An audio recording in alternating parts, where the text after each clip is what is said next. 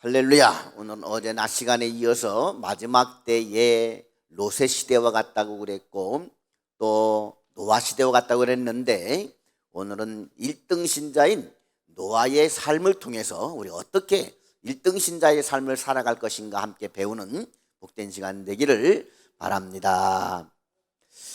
우리가 예수를 믿으면 믿는 사람이 구원받아요. 그런데 하나님께서 주시는 축복은 그 사람을 통해서 그 집이 다 구원받기를 원하시는 것입니다. 주 예수를 믿으라, 그러면 너와 내 집이 구원을 얻으리라. 출애굽할 당시에 보게 되면 또 가나안을 점령할 때 여호수아가 여리고성을 앞에 두고 거기에 정탐꾼들을 미리 보냅니다. 여리고성의 기생 라합이 그 정탐꾼을 숨겨주게 되지요. 그랬을 때 조건을 내세웁니다. 내가 당신들을 살려주고 당신들을 보호해 줄 것이니까 이 성이 멸망을 당할 때 나와 내 가족을 구원해 주시오. 결국은 여리고성이 다 무너졌을 때 이 라합의 집만 무너지지 않고 그 안에 있던 사람들은 다 구원받는 것을 볼 수가 있습니다. 라합 한 사람의 믿음으로 그 집이 다 구원을 받게 되죠. 그리고 후손을 통해서 메시아도 오시게 되는 것을 볼 수가 있습니다. 오늘 노아 한 사람을 통해서 그 가족이 다 구원받게 되지요. 어떻게 하면 이와 같은 1등 신자의 삶을 살 수 있을 것인가? 마지막 때 결국은 교회 밖의 사람보다 교회 안에 있는 사람들이 문제입니다. 교회 안에 믿음 안에 있으면서 축복의 통로로 온전한 가족권을 이루는 알곡이 될 것인가? 롯처럼 쭉정이가 돼서 반타작할 수밖에 없는 참 부끄러운 구원을 받을 것인가? 우리가 깊이 생각하고 1등 신자의 길을 걸어가야 될 줄로 믿습니다. 자, 그러면 우리 창세기 한번 보시겠습니다. 노아 홍수와 관계된 내용이 우리 창세기에 나옵니다. 먼저 창세기 6장부터 보시겠습니다.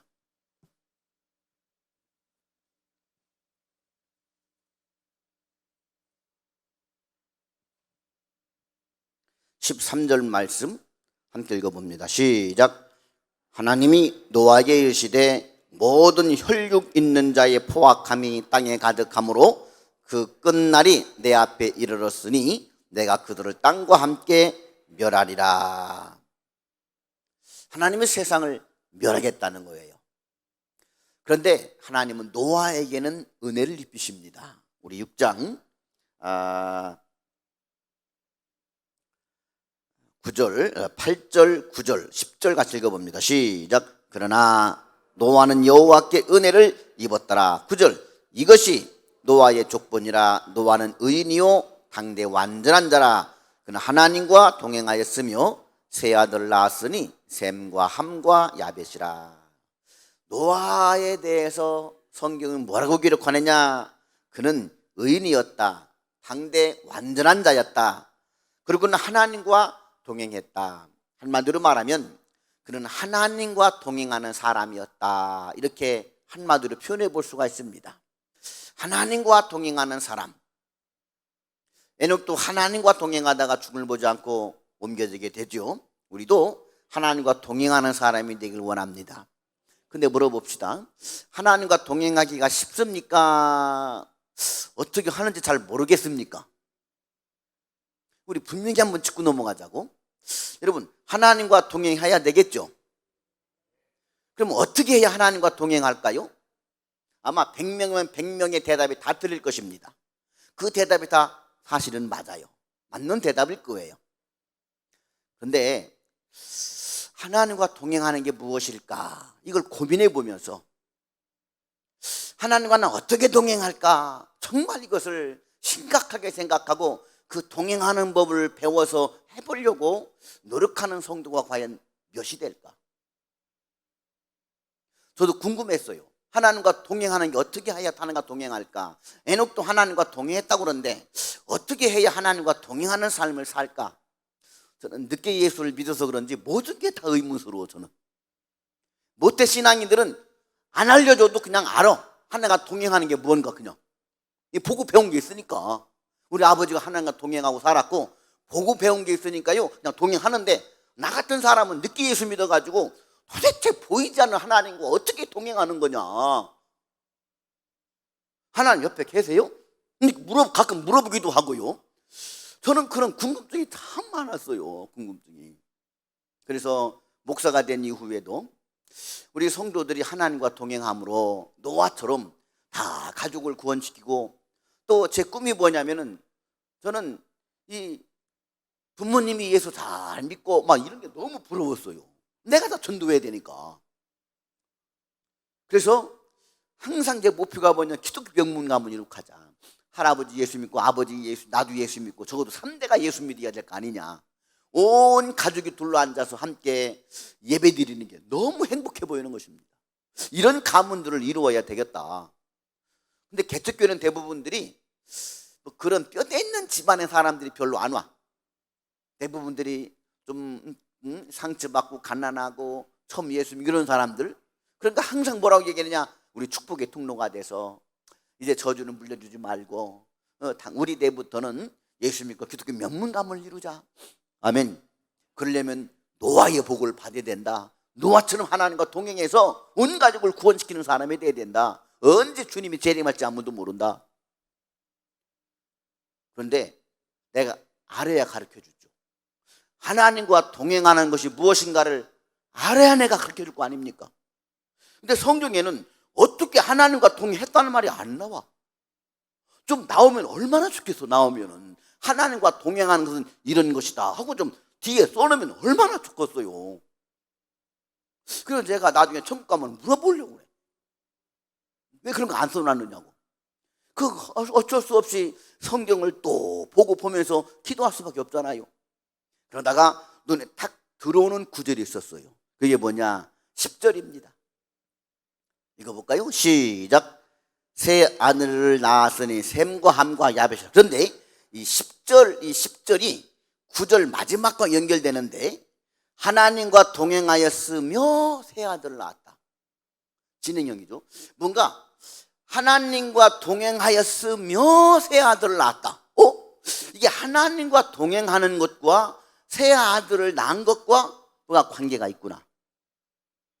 그래서 새 아들을 어떻게 낳았는가를 다시 찾아보기 시작했죠. 자, 이번에는 창세기 5장 한번 보시겠습니다. 창세기 5장 32절 말씀 한번 읽어볼까요? 시작. 노아는 500세 된 후에 셈과 함과 야벳을 낳았더라. 새 아들을 낳았는데 눈에 또 들어오는 단어가 있어요.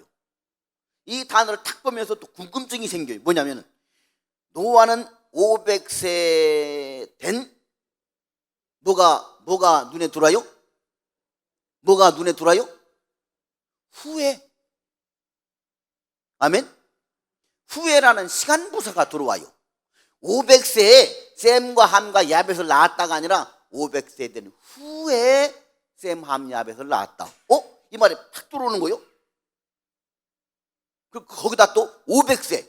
여러분 500세면은 늦게 낳은 것 같아, 일찍 낳은 것 같아, 보통 낳은 것 같아? 응? 엄청 늦게 낳은 거죠, 그죠? 아니 50세 된 후에 낳아도 늦둥이라고 얘기해. 그런데 몇 세 후에? 500세 된 후에 낳았대요. 이것은 늦둥이 되는 거야 이건. 야, 이거 봐라. 500세 된 후에 자식을 낳았다? 이거 뭔가 있구나. 그래서 다시 성경을 살펴보기 시작합니다. 보통 500세 된 후에 자식을 다른 사람은 낳았나 보고 싶어가지고 그랬더니 다시 봅시다. 5장 이번엔 3절을 봅니다. 5장 3절 읽어봅니다. 시작.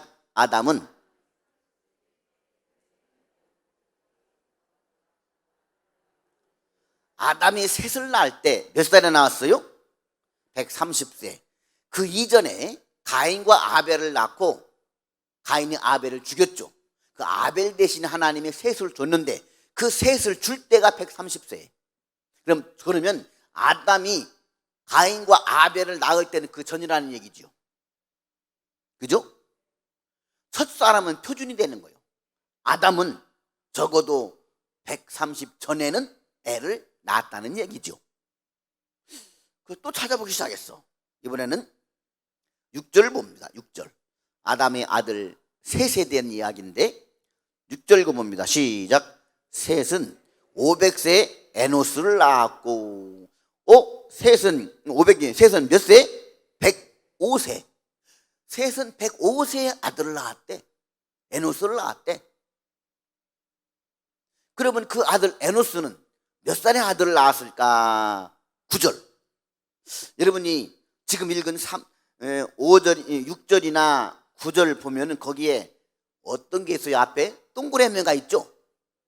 어떤 절수는 동그라미가 없는데 지금 읽은 이런 절수 앞에는 동그라미가 있죠? 동그라미가 왜 있을까? 1. 볼펜 똥. 2. 인쇄 자국. 3. 심심해서. 4. 보기 좋으라고. 뭘까요? 5. 모르겠다. 응? 사지선다 오지선다인데 이거는 볼펜 똥도 아니고 인쇄 자국도 아니고 심심해서도 아니고 보기 좋으라고 한 것도 아니고 이것은 문단 나누기. 옛날 학교 다닐 때 중학고등학교 문단 나누기 숙제 많이 했잖아요. 국어 시간에. 그죠? 친절하게 문단을 나눠준 거예요. 문단을 동그라미까지는 한 문단이다. 단락을 나눠준 거예요. 그래서 6절로부터 8절까지는 셋이 자식을 낳았다가 죽은 얘기야. 셋은 105세 에노스를 낳았고 에노스를 낳은 후에 807년을 지내며 자녀를 낳았으며 이제 셋이 자녀 낳고 죽은 얘기 끝냈죠. 그 다음 누구 얘기야지? 9절부터는 에노스 이야기. 이해가 되죠? 그러니까 볼펜과 볼펜 똥 사이는 이게 뭐냐면 단락이다. 자, 그러면 이제 동그라미 자국만 보면 되는 겁니다. 지금부터. 에노스는 몇 세에 게나를 낳았어요? 90세. 그럼 게나는 몇 세에 자식을 낳았어요? 얼른 12절 오면 돼. 동그라미 찾으면 되겠죠. 그죠? 게나는 몇 세에? 70세에 누굴? 마할랄레를 낳았고 마할랄렐은 몇 살에? 15절 65세. 그죠? 금방 찾아지죠? 65세에 야렛을 낳았고 야렛은 몇 살에? 18절에 162세에 에녹을 낳고 에녹은 몇 살에? 65세. 아하. 그리고 25절에 무두셀라는 187세에 그러니까 보통 180세부터 60세까지 평균 잡아 100세면 다 결혼해서 자식을 낳았다는 얘기야. 평균 몇 살? 평균 100. 그 당시 보통 막 800살, 900살까지 살아요. 근데 그때 대부분들이 몇 세면 자식을 낳아요? 100세는 다 자식을 낳았다는 얘기야. 그런데 누구만큼은 노아만큼은 평균보다 400살 늦게 500세 된 후에 자식을 낳았다는 거. 그래서 노아를 쓸 때는 다른 사람들은 몇 살에 누구를 낳고 하다가 노아는 너무 늦게 낳으니까 후에라는 시간부사를 넣어가지고 500세 된 후에라고 이야기하는 것이죠. 그죠? 무언가 이 구절을 통해서 오고 오는 세대의 성도들에게 이야기하고 싶은 것이 있다 없다? 있다는 거지. 무언가 얘기하고 싶은 게 있다는 거야. 이 구절을 통해서 500세 된 후에야 노아는 자식을 낳았다. 그리고 이 성경을 기록하는 형식이 있어요.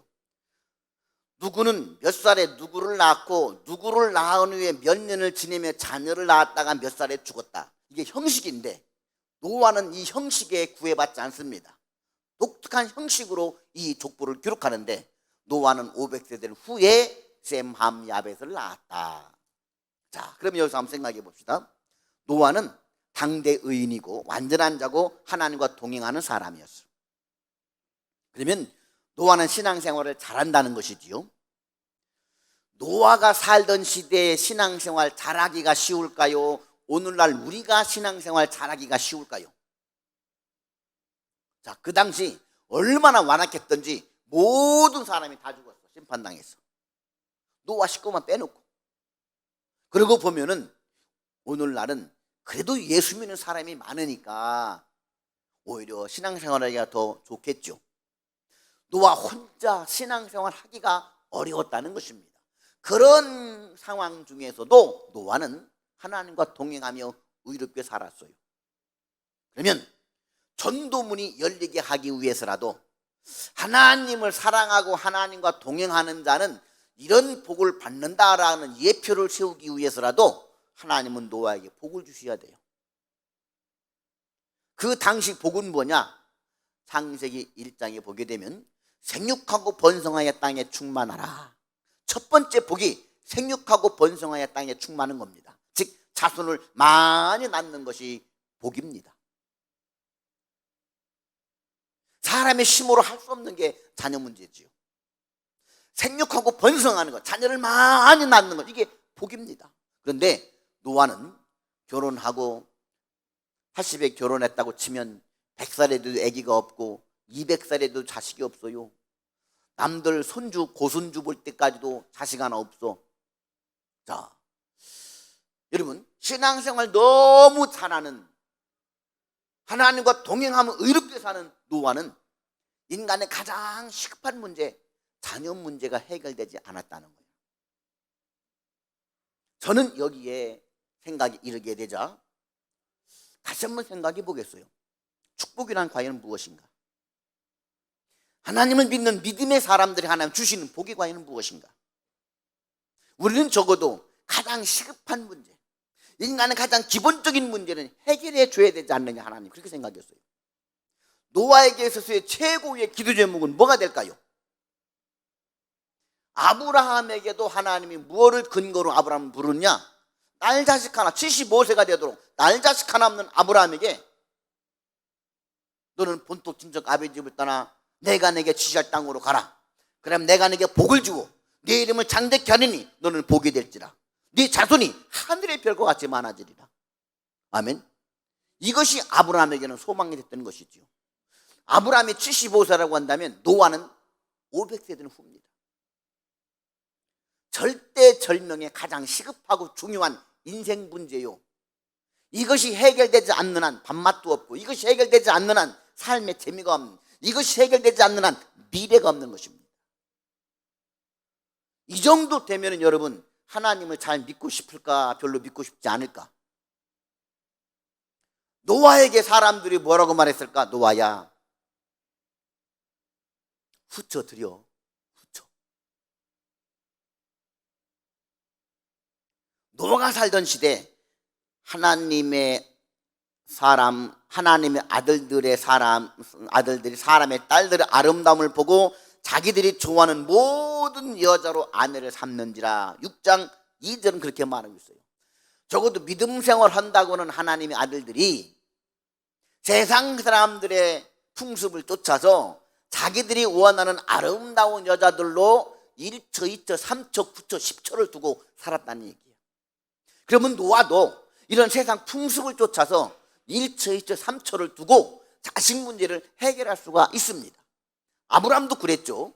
사라가 자식을 못 낳으니까 85세에 사라가 자기 여종 하갈을 천구해 주니까 하갈을 들여서 이스마엘을 낳습니다. 인간의 방법으로 자식을 얻을 수도 있습니다. 그러나 노아는 내가 어찌 하나님을 믿는 믿음의 사람으로서 세상 풍습을 따라서 내가 처첩을 두며 자식을 낳을 수가 있느냐? 내가 자식이 없다 하더라도 난 오로지 내 처 하나밖에 없다. 박수도 안 치네. 이런 남자고 살아야지.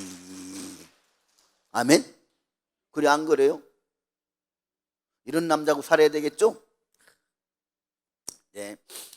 제가 막 이렇게 설교하고 막 은혜가 되면 아멘도 박수도 치고 막 손들고 아멘 해야 되는데, 저 기둥 옆에 앉은 한 아주머니가 남들 웃을 때 웃지도 않고 박수도 안 치고 막, 그래서 한번 울려봤어. 막 남들은 막 우는데 울지도 않고.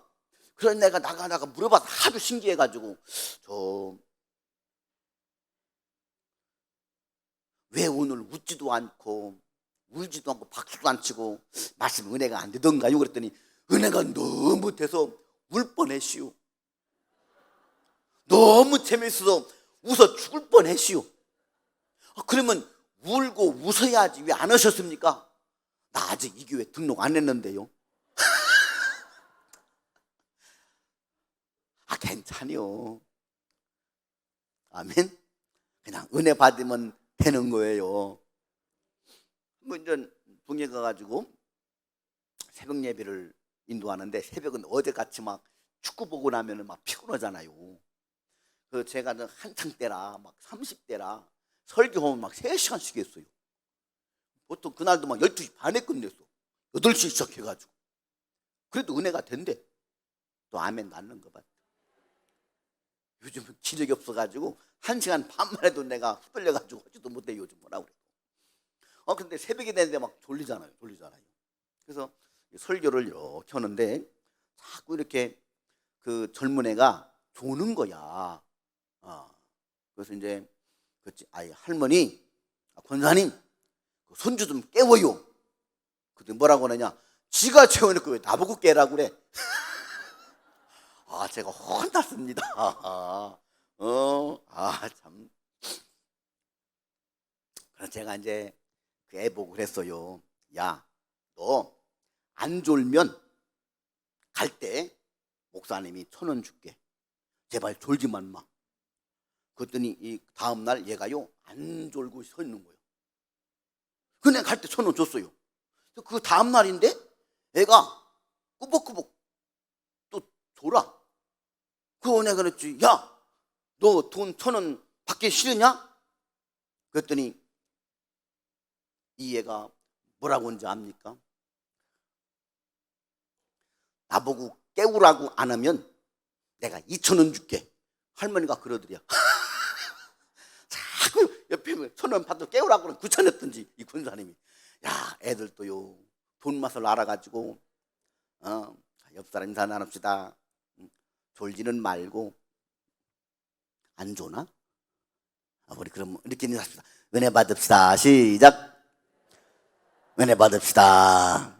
두 손 들고 아멘. 큰 소리로 아멘. 소리 높이 아멘. 가장 크게 아멘은 분에게 주의 은혜가 임하기를 축원합니다. 박수 치면서 주의 이름을 부르는 자는 구원을 얻으리로다. 할렐루야. 주의 이름을 부르는 자는 구원을 얻으리로다. 아멘 아멘. 할렐루야 할렐루야 할렐루야 할렐루야. 구원을 얻으리로다. 아멘. 할렐루야 할렐루야 할렐루야 할렐루야. 구원을 얻으. 박수 3번. 아멘. 자, 그러면 또 생각해 봅시다. 이 노아는 이런 자녀 문제가 없을 때 시험이 들어야 될까, 시험이 들지 말아야 될까? 여러분 같으면 시험이 들겠어요, 들지 말아야 되겠어요?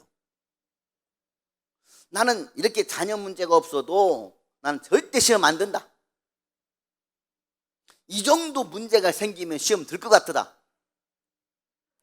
그래요. 안 드는 사람은 뭐요? 50점 있어가지고 든 사람도 용기가 있어요. 나도 시험 들어요. 만일 제가 결혼했는데 내가 아들하고 딸 둘이 셋인데 내가 지금까지 자식이 없어 보세요. 와, 이거 저도 목사지만은 하나님 이래도 되는 것입니까? 내가 뭘 잘못했다고 그러세요? 나도 이럴 수 있을 거야. 욥도 보면은 처음에는요, 내가 적신으로 나와서 적신으로 돌아가리라 믿음 얘기하는, 나중에 가면 갈수록 하나님 왜 나를 버리시려고 그러십니까? 얼마나 욕하는지 몰라요. 욥도 보면 나중에. 욥 같은 믿음의 사람도 그랬는데 저라고 시험 안 들겠습니까? 저도 요즘 시험 들었었어요. 왜냐하면 코로나가 끝나는데 안 나오는 거야. 나는 사람들이 코로나 때문에 안 나온 줄 알았어. 알고 보니까 코로나가 격리 사회적 격리가 해제됐는데 안 나와. 그래서 성도들 배신감에 넘쳐가지고 내가 시험 들었었어요. 응? 배신감이 들어가지고. 아니, 내가 지금 가르친 게 이것밖에 안 되냐? 어떻게 저들의 신앙이 저것밖에 안 되냐? 내가 시험이 오더라고. 저도 이렇게 시험이 오는데, 그런 것 가지고도 시험이 오는데, 노아 어르신이 생각해 보세요. 그렇게 신앙생활하기 힘든 세상에서 그토록 열심히 신앙생활 하는데도 가장 기본적인 인간의 욕구 문제가 해결되고 있지 않다는 것입니다. 재물이 많은들 뭐 하겠어? 집이 큰들 뭐 하겠어? 그 집안에 애기 울음소리가 한 번도 들리지 않았는데 아내는 남편 탓, 남편은 아내 탓. 요즘같이 병원 있으면 둘이 가서 한번 검사해봤을 거예요. 누가 문제냐?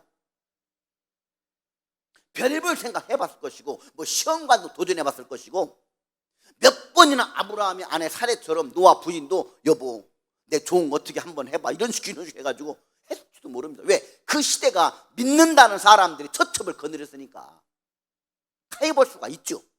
그런데 노아는 타협도 안 하고 하나님이 주실 거야, 하나님이 주실 거야, 이 믿음 지키기가 쉽지가 않다는 것이지요. 전 여기서 한 가지 퀘스천 마크를 또 찍어봤습니다. 나 같으면은 이런 상황에서는 시험 들고 넘어지고 하나님을 멀리 떠나고 하나님과 동행하기 힘들었을 것인데, 어떻게 자신의 가장 절실한 문제도 보통 사람보다 400년이 넘도록 해결이 안 되는데도 불구하고 노아는 여전히 하나님과 동행할 수가 있었을까? 문제가 없어서? 축복이 막 쏟아져서? 기도하는 것마다 응답해 주셔서? 그런 이유가 아니라는 것이죠. 태산 같은 문제는 많아. 사람들이 조롱해. 야, 내가 믿는 산신령 앞에 네가 한번 백일지성 드려봐라. 나도 애 머리 났을 때 산신령한테 백일지성 드렸더니 쌍둥이 나왔어. 나는 너처럼 예수 안 믿는데, 나는 너처럼 교회 안 다니는데 애만 잘 낳더라. 네가 믿는 하나님은 능력이 없으시냐? 네가 믿는 하나님은 전쟁은 잘하시는데 네가 믿는 하나님은 애는 못 주시는 것이냐? 그러면 산신 하나님께 구해봐라.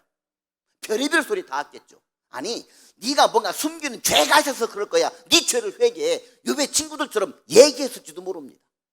그 엄청난 많은 비난과 조롱을 받으면서도 노아가 어떻게 하나님과 동행할 수가 있었을까?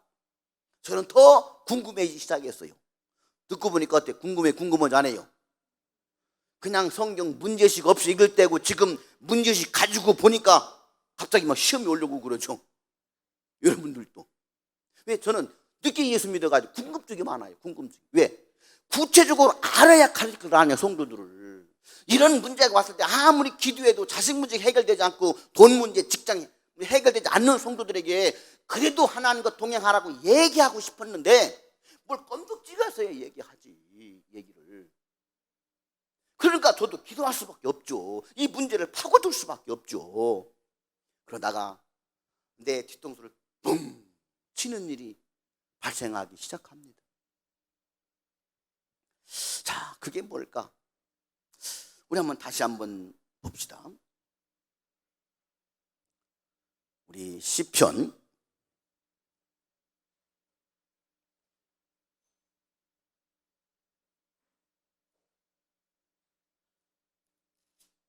50편 15절 말씀.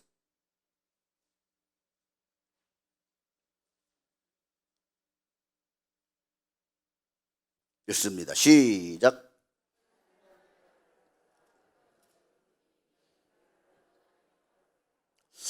이 환난 날에는 뭐 하라고 그래요? 기도하라고 그러죠. 무슨 문제가 있으면은 기도하라고 그러잖아. 그죠? 기도하라고. 자, 이번에는 예레미야 33장, 너무나 잘 아는 말씀만 제가 골라줍니다. 예레미야 33장 2절 3절 말씀. 예레미야 33장 2절 3절 말씀 찾으셨으면 아멘. 예레미야 33장 2절 3절 읽습니다. 시작. 이를 행하시는 여호와, 그것을 만들며 성취하시는 여호와, 그의 이름을 여호와라 하는 이가 이와 같이 이르시도다. 너는 내게 부르짖으라. 내가 네게 응답하겠고 네가 알지 못하는 크고 은밀한 일을 내게 보이리라. 너무 잘하는 말씀이죠. 부르짖으라는 거야. 하나님께서 모든 일을 창조하시고 일을 이루신 하나님이시래. 그러면 천지를 창조하신 하나님이 아내 뱃속에 아기를 못 만들까? 하나님은 생명의 주관자가 되시지요. 그러면 그러려면 하나님이 주셔야 되는데, 하나님이 주시도록 하려면 내가 뭘 해야 되겠어요? 기도해야 되겠죠. 저는 여기서 그래, 문제가 있으면 기도해야지. 기도해야지. 그러면은 도대체 어떤 기도일까? 저는 또 생각해 보기 시작합니다. 우리 성경 또 하나 찾아봅시다. 이번은 베드로 후서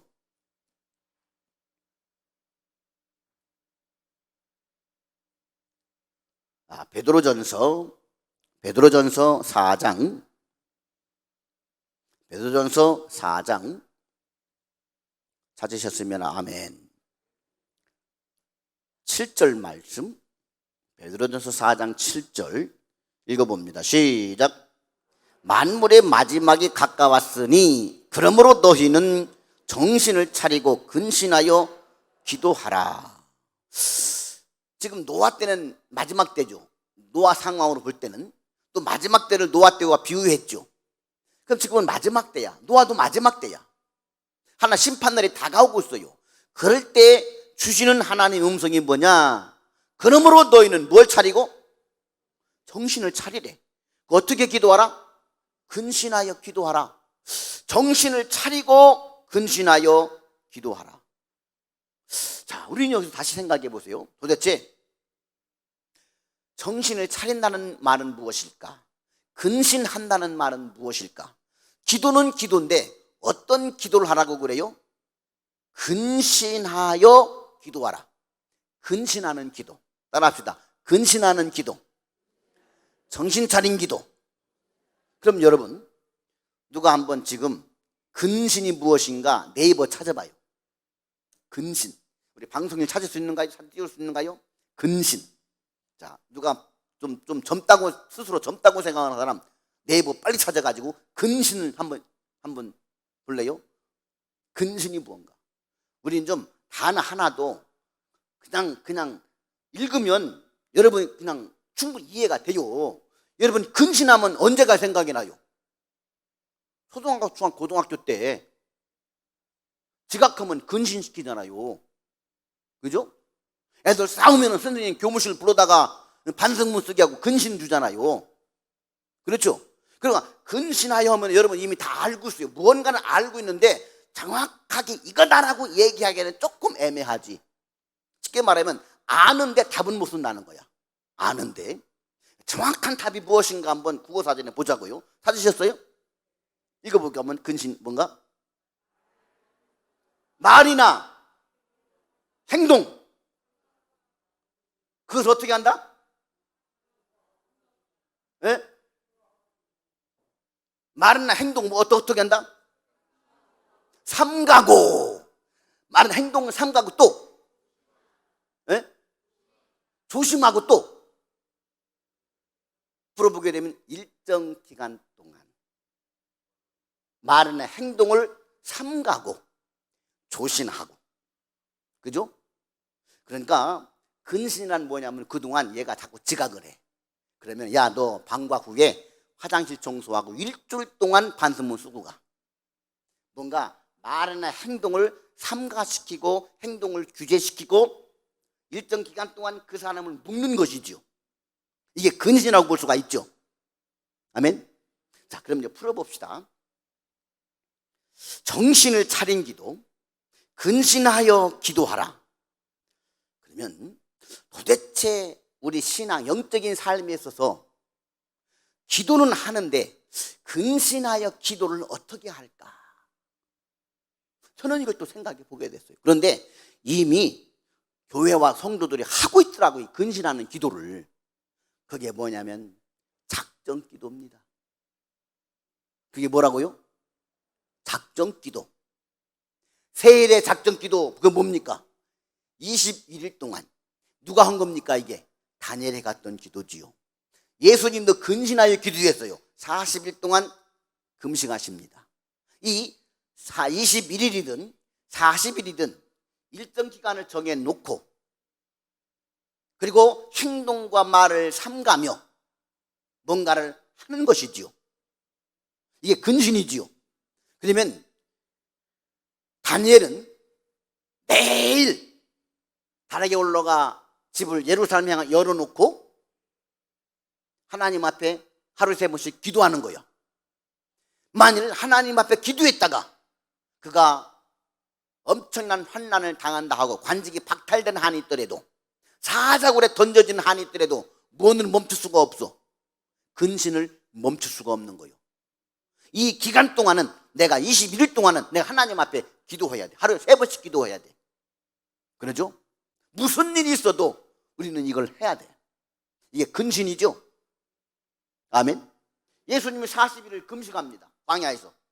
중간에 배고프다고 그만 풀 수 있어요? 해야 되는 거예요. 우리도 나를 근신시켜야 돼. 이미 교회에서는 작정 기도를 통해서 성도들의 말과 행동을 묶어서 근신을 시킵니다. 매일 새벽 5시면은 40일 동안 아니면 21일 동안 새벽에 남아서 기도하시오. 중간에 뭐가 있어도, 결혼식이 있어도, 외출하고 싶어도 뭐는 지켜야 돼.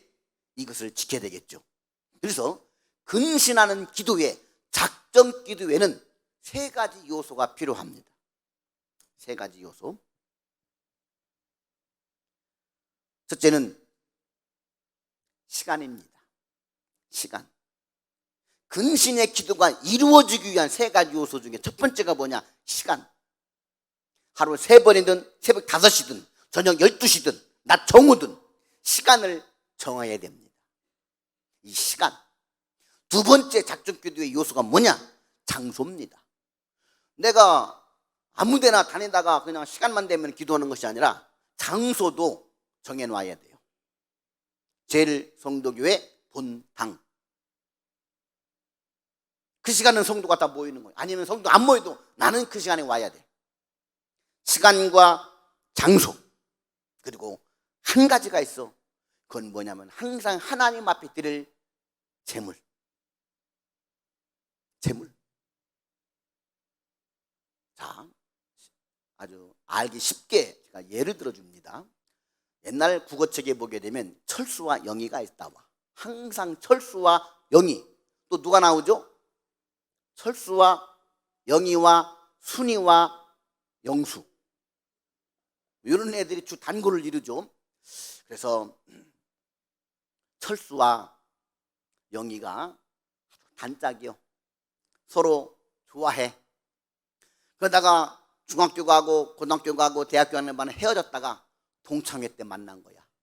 철수와 영희가 둘이 불이 붙었어.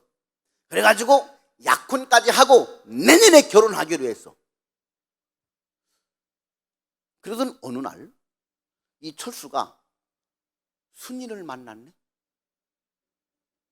근데 순이가 철수를 짝사랑했었어. 너 결혼한다며? 근데 철수야, 너 아니? 내가 너 얼마나 좋아했는지? 철수가 이렇게 보니까 이 순이가 또 괜찮아. 얼굴도 괜찮고 수술해가지고 코도 좀 올라왔고, 애가 또 좋은 직장도 다니고 매너도 있고, 이렇게 영희와 비교해보니까 손색이 없어. 순이가 영희와의 사귐도 있지만 결혼은 아직 안 했으니까 내 순이가 나를 좋아한다고 하는데 커피도 좀 가끔 마셔봐야 되겠다. 이렇게 커피 좀 마시다가 그걸 누구한테 들켰느냐? 영희한테 들켰어. 영희한테. 영희가 화가 나갔어 안 갔어? 영희가 화가 났지. 화가 나가지고 카메라를 딱 찍어가지고 보여주면서 너 딱 걸렸어. 너 나밖에 없다면서 너 왜 순이 만나니? 솔직히 말해. 가다 보다니까 오늘부터 절교. 내년 결혼도 다시 생각해 봐야 되겠다. 그러고선 팍 돌아서 가지고 가는 거예요. 그 다음 날부터 철수가 이렇게 순이를 만나는데 한 보름을 더 만나보니까 아닌 거요. 애가 너무 소비 심리가 커. 얘하고 결혼했다가는 집안 거덜나갔어. 얘는 아닌 거예요. 조금 얼굴은 좀 못 나왔어. 그래도 역시 내 짝은 영희밖에 없는 거야. 이렇게 후회를 했어. 근데 이미 영희는 상처받고 절교하고 결혼 파산하고 떠나버린 애야. 그래도 어떡합니까? 철수가 영희 마음을 돌이켜야 되겠죠. 그래서 문자를 보냈어. 영희야, 너 없는 세상은 안고 없는 찐빵이고 물 없는 오아시스요.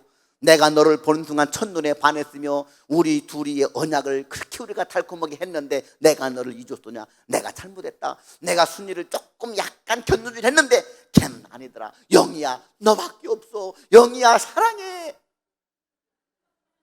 내가 너한테 프로포즈 하던 관악구 서울대역 2번 출구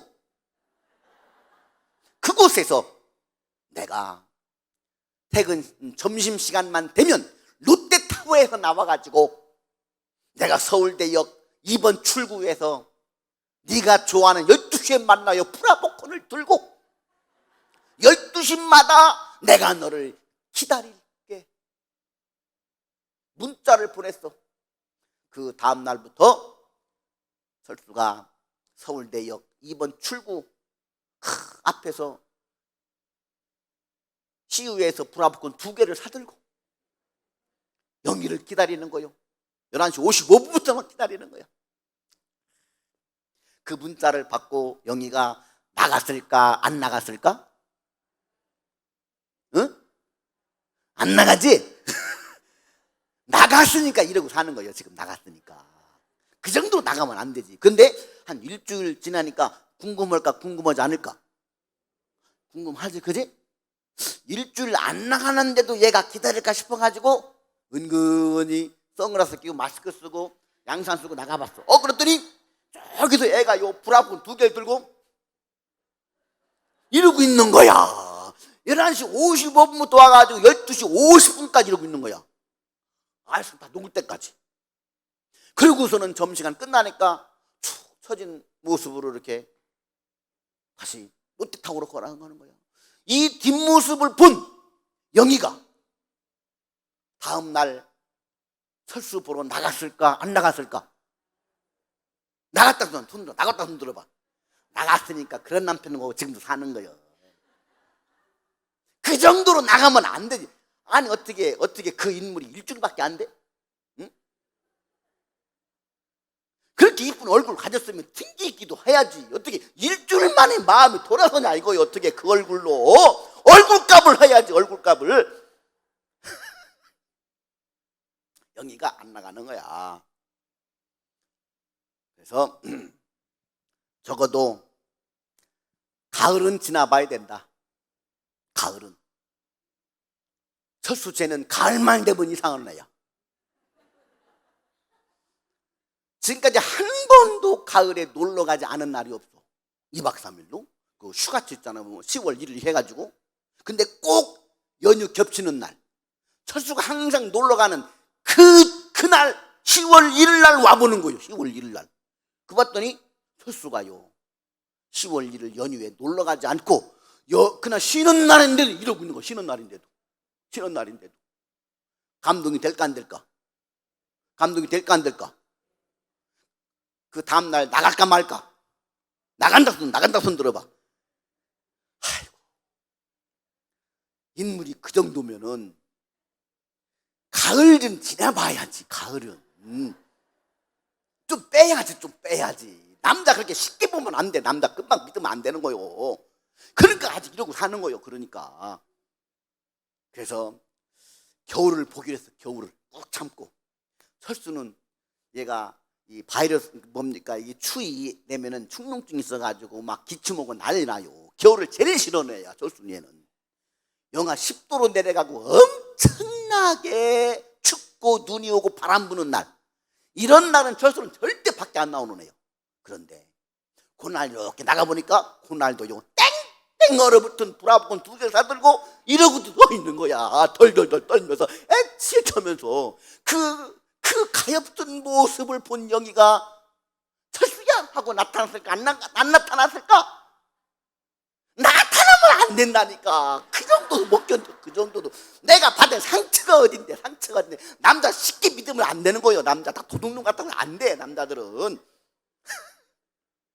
참았어. 땅을 사더라도 사계절을 보라 그래. 사계절을. 봄에 드디어 봄이 됐어. 철수가 순이 만난 것도 봄이야. 봄바람에 살랑살랑 부를 때 얘가 헷갈렸거든. 마침 또 순이가 철수를 못 잊어. 그래서 영희가 순이한테 만나자고 그랬어. 야, 너 아직도 철수 씨 좋아하니? 응, 나 철수 없이 못 살 것 같아. 그래, 내가 양보한다. 봄에 저 제주도 유채꽃도 피는데 내가 정말 너희들을 사랑하는 마음에 내가 2박 3일 제주도 여행 티켓을 끊었다. 너희들에게 선물을 줄 거니까 이거 가지고 너 철수하고 제주도 2박 3일 벚꽃 축제에 놀러 갔다 와. 이게 내 마음이다 하고 비행기표도 끊어줬어. 순이가 야, 영희야, 네가 이렇게 마음 넓은 애줄 내가 미처 몰랐다. 너 정말 좋은 애구나. 고마워 하고서는 비행기표를 딱 받아들고 순이가 철수에게 전화를 해서 철수, 이거 보이니? 유채꽃 피는 제주도에 내가 비용 다 댈게. 우리 제주도 2박 3일 놀러 가자. 이번 주 토요일 12시에 김포공항 대합실로 와. 드디어 토요일이 다가와. 아침에 카메라가 딱 철수 집에 비치니까 철수가 들뜬 기분으로 면도를 하면서 배낭을 싸고 옷을 입고 있어. 순이 집을 비출까 순이도 가장 이쁜 옷을 골라 가방에 담고 출발을 준비하고 있어. 영희도 그날따라 머리도 파마도 하고 이것도 칠하고 눈톱도 이렇게 하고 화장도 하고 집을 나서려고 해. 드디어 12시가 다가옵니다. 카메라 하나는 김포공항 대합실을 비추고 있고 하나는 서울역 두 번째 출구를 비추고 있어. 12시가 다가 11시 50분이 딱 됐을 때 드디어 철수가 나타나는데 어디 나타났을까? 어디 나타났을까? 그래, 서울역 두 번째 출구에 옆에는 CU에 들러가지고 브라보콘 주세요. 이러는 거야. 그리고 순이는 김포공항 대합실에서 초조하게 기다리고 영희는 서울역 두 번째 출구 저 모퉁이에서 선글라스 끼고 요렇게 지켜보고 있어. 지켜보고 있는 영희의 눈에 눈물이 주르르 흘러내려. 누구의 마음을 알겠다는 거요? 누구 마음을 알겠다는 거요? 그래요. 이제야 나를 사랑하는 철수의 마음을 알겠다. 저 정도로 순이가 유혹해 오는데도 그 달콤한 2박 3일 제주도 벚꽃 여행도 가지도 않고 오늘도 저렇게 막연하게 나타나지도 않는 나를 기다리는 저 철수야말로 마음이 완전히 나에게로 돌아섰구나. 이제 내가 철수의 진심을 알겠구나. 그 마음을 확인하는 순간 영희의 눈에서도 눈물이 흘러내리고 그리고는 살곰 철수 뒤로 오더니 눈을 가리면서 누구게?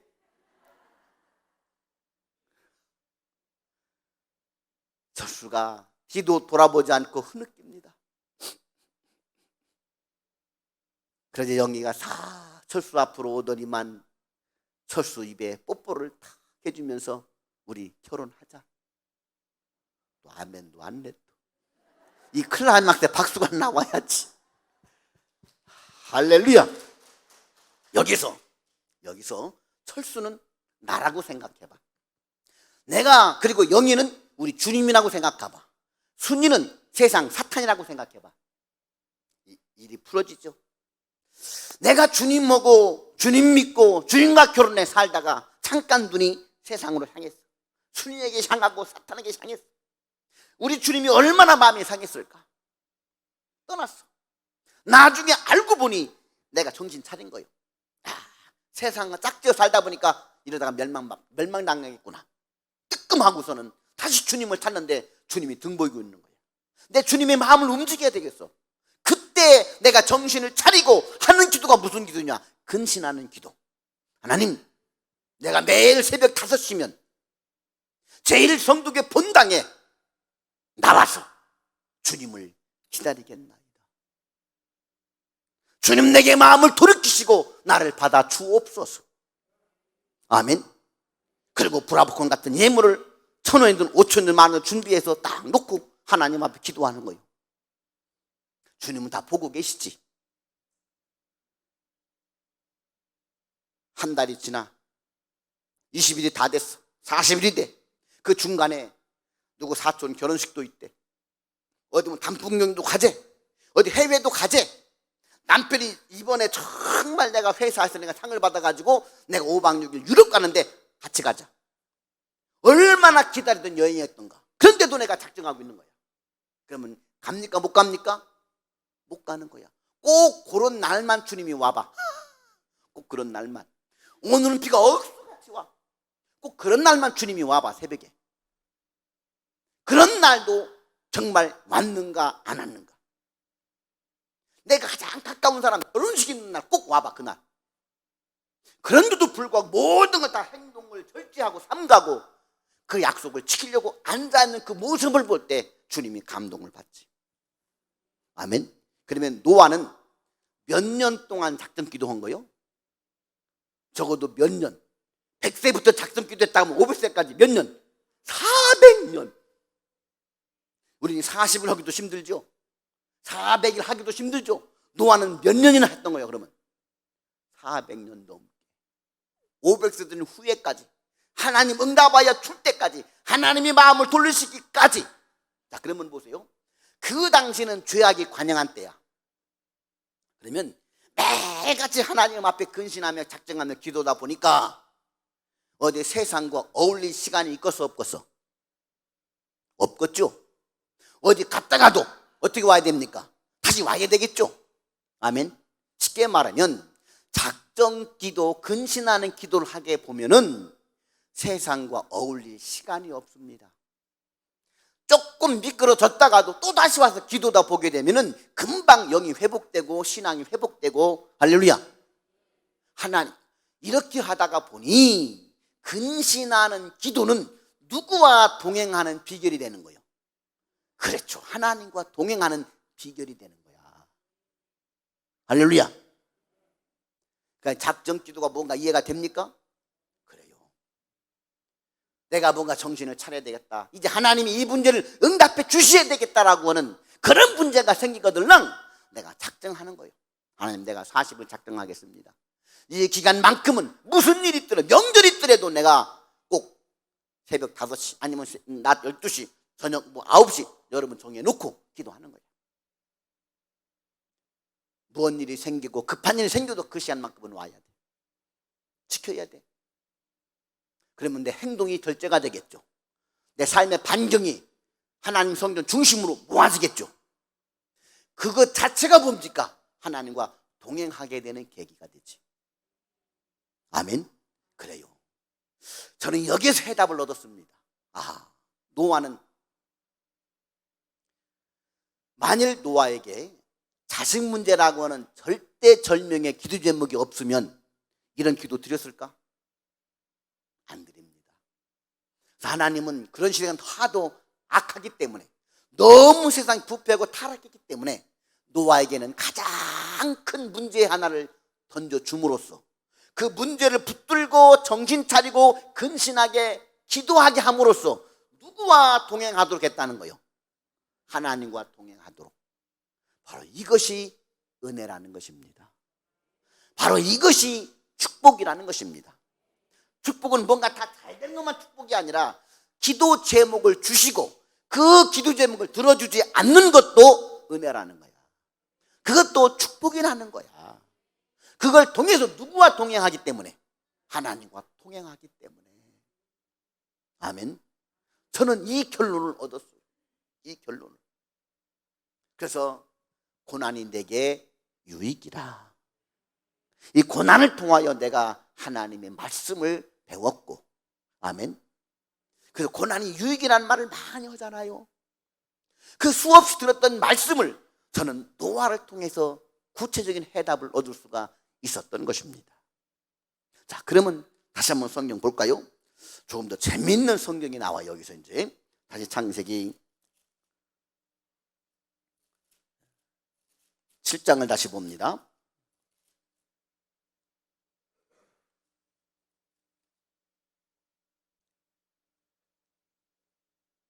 7장 11절.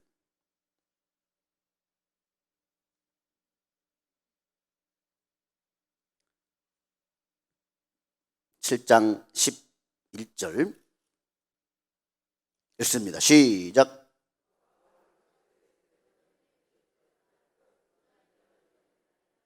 그날에 큰 기쁨의 샘들이 터지며 하늘의 창문들이 열려. 자, 홍수가 터진 게 노아가 몇 세 때입니까? 600세. 그러면 샘과 함과 야벳을 낳은 것은 몇 세? 500세 된 후. 자, 여기서 이제 생각해 봅니다. 보통 성경학자들이 난해한 성경 구절 하나가 창세기 6장입니다. 이 네피림의 자손은 뭐고 그런 얘기를 많이 합니다. 제가 우리 총신에서 신학을 정통 공부한 입장에서 우리 정통 보수주의 신학에서는 개혁주의 이렇게 풉니다. 6장에서 볼 때 6장 3절에 보게 되면은 그들이 육신이 됨이라 그러나 그들의 날은 120년이 되리라. 이단들은 이 120년을 사람이 살아가는 하나님이 허락한 나이라고 생각합니다. 뭐 통일교나 이런 애들. 그런데 120살 전에 사람이 죽으면 죽은 영혼은 지옥도 천국도 못하고 구천을 떠돈다 이런 얘기야. 걔들의 논리입니다. 이게 통일교나 논리입니다. 그런데 이 120년은 정통 개혁주의에서는 뭐라고 부르냐? 이것은 하나님이 당장 육체가 된 세상을 심판해야 되는데 심판을 유보하시고 방주를 지을 수 있는 기회, 사람들이 회개할 수 있는 기회를 주시고 있다. 이렇게 풉니다. 이 정통주의 해석이 맞다고 한다면 보세요. 하나님이 진노하시고 세상을 심판하시고 작정하시고 노아를 찾아와서 방주를 지으라는 기회와 사명을 주신다고 한다면 노아 몇 세 때 이 사명을 받은 게 됩니까? 600세에서 120을 빼면은 480세 정도.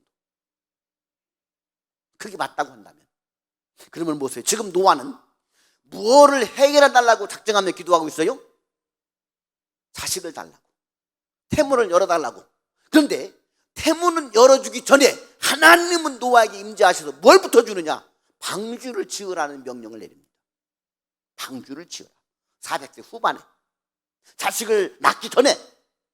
그러면 보세요. 방주를 짓는 목적이 뭐냐? 내 가족이 들어가라는 것이죠. 내 가족 아무도 없어. 자식 하나 없는 거야. 그런데 방주를 지으라? 이게 이해가 됩니까? 생각해 보세요. 하나님, 내 문제 하나 해결되지 않으시면서 방주를 지으라니요. 내가 어떻게 하나님을 믿습니까? 어떻게 세상이 물로 심판한다고 하신 하나님의 말씀을 내가 어찌 믿겠습니까?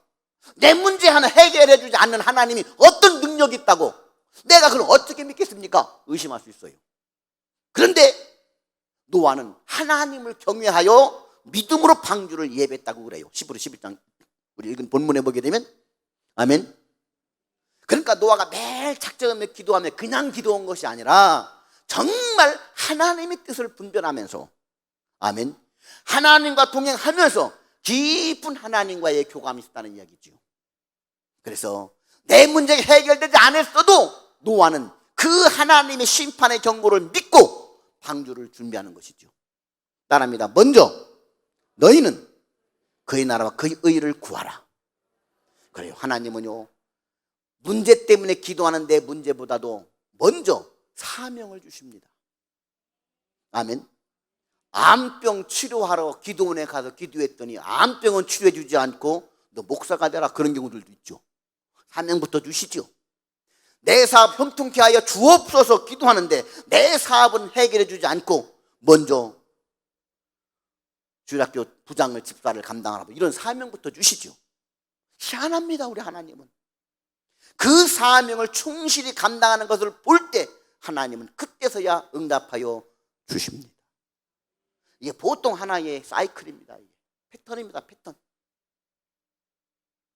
그래서 여러분, 우리가 하나님과 동행할 때, 하나님께 기도할 때 하나님은 그런 사람에게 일감을 주십니다. 아무나 주는 것이 아니에요. 교회에서도 목사님이 기도하는 사람에게 일을 지키고, 아멘, 하나님과 동행하는 사람에게 일을 시키는 거예요. 그래서 사명부터 받아야 돼. 아멘. 그의 나라와 그 일을 먼저 구하게 되면 하나님이 내 문제도 해결해 주십니다.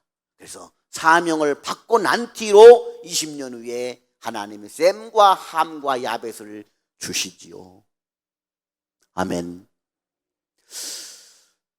그런데 저는 여기서 또 하나 깊이 감동을 받은 게 있습니다. 그게 뭐냐면, 이제 자식들이 이제 보니까 셈함 야벳이 이 홍수 전에 다 결혼했어요, 안 했어요? 성경 보니까 자부들이 있었죠, 그죠? 난 정말 신통망통 게 뭐냐면은, 누가 이런 집에 시집 올까? 생각해 보세요. 여러분이 딸을 가졌으면 노아 집에 시집 보내겠어요? 뭐요? 햇볕은 반짝, 모래하는 반짝이는 거요. 햇빛. 이런데 노아는 산 중턱에다가 방주를 짓고 있어. 제가 아기를 못 낳았더니 헷가닥 했나 보다. 응? 또 마누라는 뭐라고 하느냐? 저 사람 날마다 기도하고더니만 헷가닥 했나 보다. 웬 배를 만드냐? 그것도 엄청나게 큰 배를. 나는 노아 부인도 불쌍하다고 생각을 해. 응답받은 건 노아야. 날마다 잣나무 캐다가 방주 짓고 있는 거야. 난 노아 부인도 훌륭한 게 뭐냐면, 말 한마디 묻지도 않고 노아 따라서 방주지로 다니는 거예요. 밥만 먹으면 방주지로. 어? 생각해 보세요. 이 방주 지어서 팔아서 돈 벌려고 하는 거예요? 아니야. 근데 노아 부인은 순종을 합니다. 그럼 애들은 태어나가지고 보니까 우리 아빠 엄마가 우리 유치원도 안 보내고 밥도 안 해주고 뭐하러 가는 거야, 날마다? 잣나무 캐러 가는 거야. 잣나무 캐러. 셈함 야벳 태어날 때부터 얘들 시험 들기 쉬워. 우리 아빠는 교회밖에 모른다고. 우리 아빠는 사명밖에 모른다고. 우리는 유치원도 안 보내고 학교도 안 보내고 맨날 사명 감당으로 방주지로 다닌다고. 애들이 얼마나 시험 들까요? 목회자 단데 시험 드는 이유가 이거야.